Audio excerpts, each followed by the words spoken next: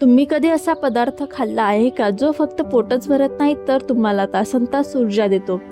आज मी तुम्हाला कर्नाटक स्पेशल अतिशय पौष्टिक असे रागी मुड्डे म्हणजेच नाचणीचे बॉल कसे बनवायचे ते सांगणार आहे। नमस्कार मंडळी, खमंग कट्टा बाय सोनलमध्ये तुम्हा सगळ्यांचे मनापासून स्वागत। आजची रेसिपी सुरू करूया।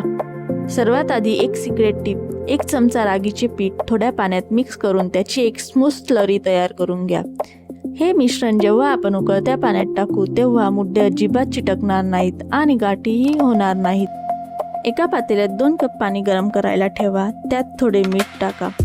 पाण्याला उकळी आली की आपण बनवलेली स्लरी त्यात टाका आणि नंतर रागीचे पीठ घालून सतत ढवळत राहा। आता 2 मिनिटे झाकण ठेवून वाफ काढून घ्या।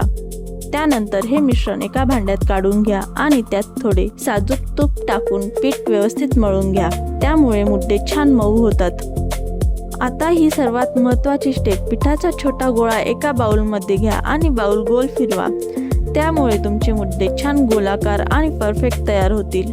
हे रागी मुड्डे तुम्ही कोणत्याही पातळ भाजीसोबत, सांबारसोबत किंवा नॉनव्हेज रश्श्यासोबत खाऊ शकतात। रेसिपी आवडली असेल तर खमंग कट्टा बाय सोनलला लाईक, शेअर आणि सबस्क्राईब करायला विसरू नका।